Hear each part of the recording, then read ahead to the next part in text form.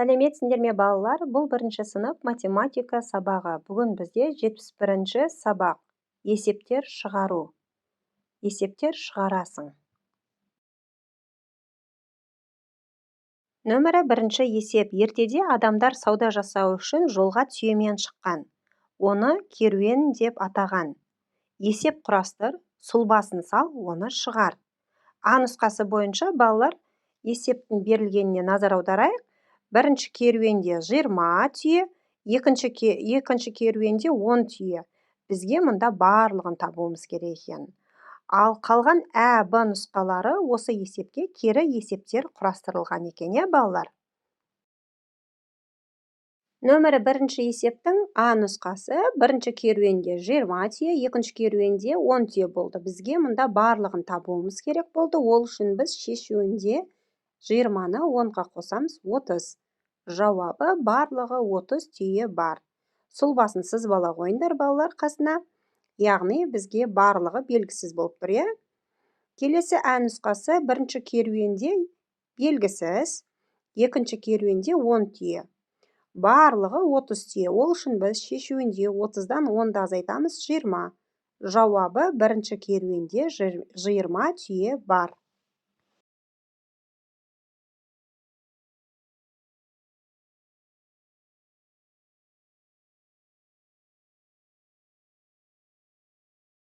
Бірінші есептің Б нұсқасы бірінші керуенде 20 түйе, екінші керуенде белгісіз, барлығы 30 түйе.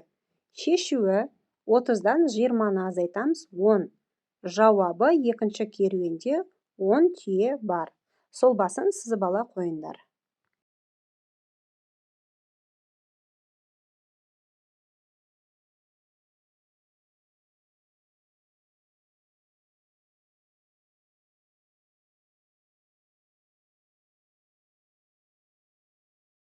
Нөмірі екінші есеп. Есепті шығар. Кері өзара кері есептер құрастыр.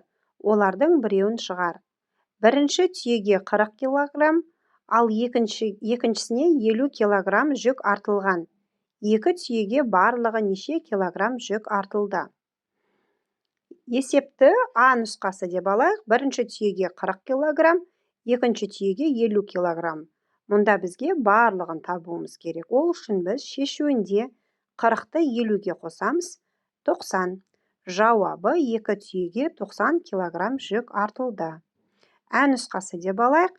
Бірінші түйеге белгісіз, екінші түйеге 50 килограмм.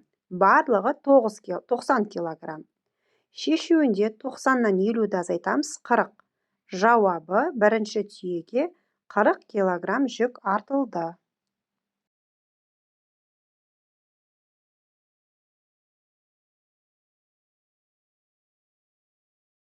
Нөмірі үшінші есеп. Суреттер бойынша есептер құрастыр.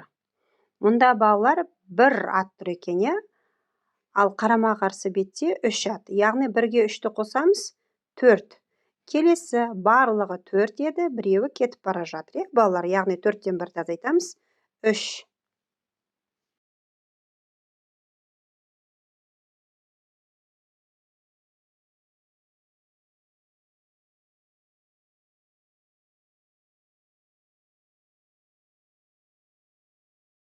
Нөмірі төртінші есеп. Сиқырлы сандарды тап.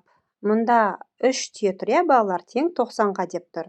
Яғни 30 қосу 30 қосу 30 тең 90. Келесі түйе бізде 30 болса, 2 сиыр тұр, тең 50 деп тұр. Сонда 2 сиырымыз 10-10-нан болады. 30 қосу 10 қосу 10 тең 50. Түйе 30-ға тең, сиыр 10-ға тең екен. Келесі жылқы 30 деп тұр, тең, яғни 3 жылқы тұр. Сонда 10, 10, 10 болады екен. 10 қосу 10 қосу 10 тең 30-ға. Келесі таға тұр екен, балалар. Және ат, яғни жылқы тұр екен, тең 20-ға деп тұр. Сонда таға 5 қосу 5 екен, қосу жылқымыз 10 болса 20. Жылқы 10-ға тең, таға 5-ке тең екен.